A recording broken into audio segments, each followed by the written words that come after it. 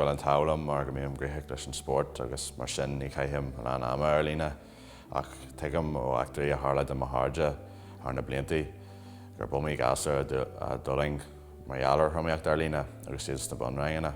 De gur tásaíonn thromaíocht le fagan nógá, ainm nógá, Feictear nógá agus GR ní stragan sé go duine go san fáiste go dtí go bhfuil an muinún sacu in na smidiríní. Tá aonteach bartha faoi bhulaíocht ar líne. Tá daoine óga cos le a haon ar gcónaí ar líne agus is feidhmhóirí mar sinnde.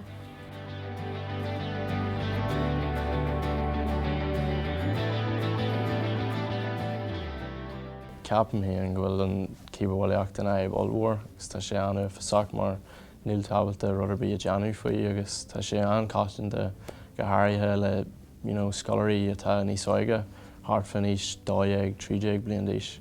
Dearan daoine go bhfuil caithfidh tú just do gúthain a chur síos ach níl sé thó simplí sin tá do gúthain ndéagóirt sa leanta inniu go háirithe le scoil tá caithfidh tú d'orbabhaile deanú tá seachan rud ar a gúthain ar Google Classroom agus rudaí mar sin.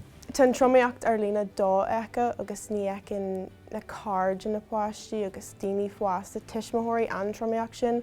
So siad am go sin ionteach danseach mar níl muid abalta takeíocht a thuirt dóibh agus phlé a dheanú lá leis an dóibh chun sin a theacint agus chun na main thuirste úsáid mar rud dearfach agus háan rud deolteach mar tá a lán rudaí deolteach an mhaoin sin sa síl agus siad am go bhfuil ní rud deas é sin do pháiste, tá siad ionteach óg agus ní thuigeann siad an síl go fóill agus siad am go bhfuil sin ionteach trom orthu. Caithfidh muid chur a stopú leis sin bullaíocht ar líne.